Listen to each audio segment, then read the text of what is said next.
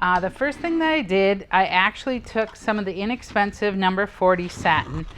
So here you can see I've just taken it and cut it off. So you see it starts off with kind of more of a polyester plastic feel. And this is what we're going to turn it into. So how you do that is actually kind of crunch it into a ball, and then you'll get it wet and just rinse it out a little bit and just play with that. You can let the water run over it.